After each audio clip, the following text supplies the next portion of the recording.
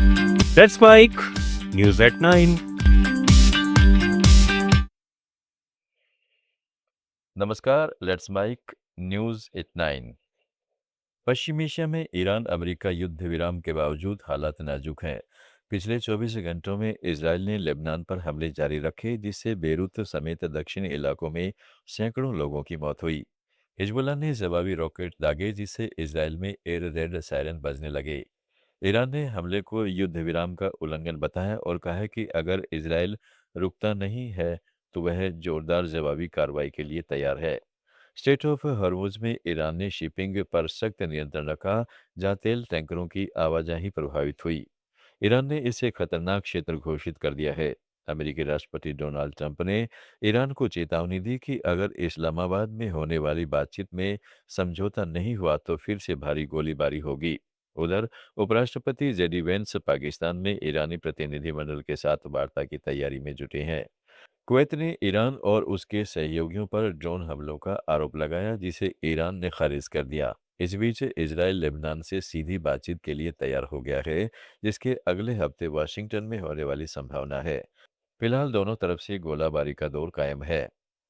पाकिस्तान की राजधानी इस्लामाबाद इस समय पूरी तरह हाई अलर्ट पर है। अमेरिका और ईरान के बीच होने वाली अहम शांति वार्ता से पहले शहर को किले में तब्दील कर दिया गया है। 10,000 से ज्यादा सुरक्षा कर्मी तैनात किए गए हैं। रेड जोन की ओर जाने वाली सभी सड़कों को सील कर दिया गया है, जबकि स्कूल, कॉलेज और दफ्तर 2 दिन के लिए बंद कर दिए गए हैं। यह वार्ता अमेरिका और ईरान के बीच हालिया तनाव के बाद पहली बड़ी कूटनीतिक कोशिश मानी जा रही है। अमेरिकी प्रतिनिधिमंडल की अगुवाई उपराष्ट्रपति जेडी वेंस करेंगे। पाकिस्तान को आशंका है कि इजराइल इस वार्ता में बाधा डाल सकता है।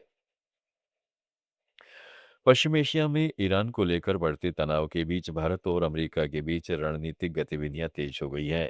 इसी क्रम में भारत के विदेश सचिव विक्रम मिस्री इस समय वॉशिंगटन दौरे पर हैं, जहां उन्होंने पेंटागन में अमेरिका के रक्षा उप सचिव माइक डफी के साथ अहम बैठक की। इस दौरान दोनों देशों ने रक्षा तकनीक से उत्पादन और सप्लाई चेन को मजबूत करने पर चर्चा की और हिंद प्रशांत क्षेत्र में साझा रणनीतिक प्राथमिकताओं पर जोर दिया।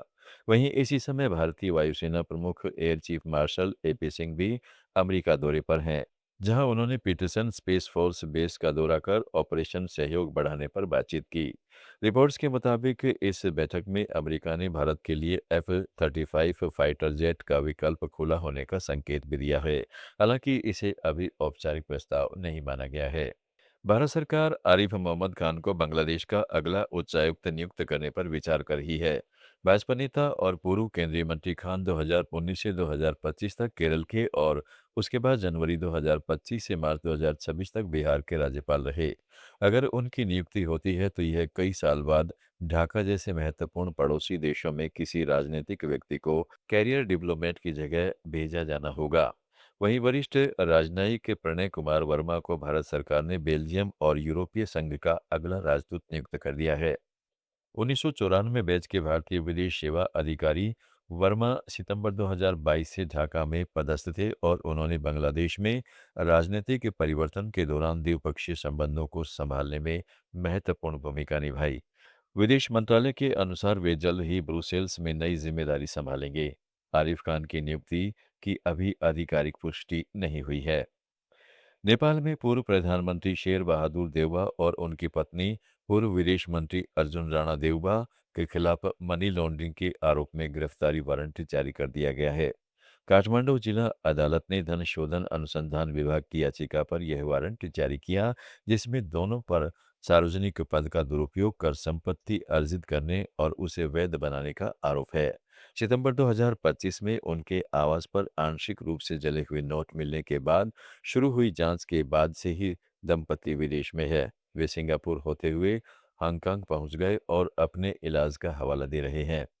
नेपाल पुलिस अब इंटरपोल के जरिए रेड नोटिस जारी करने की तैयारी कर रही है।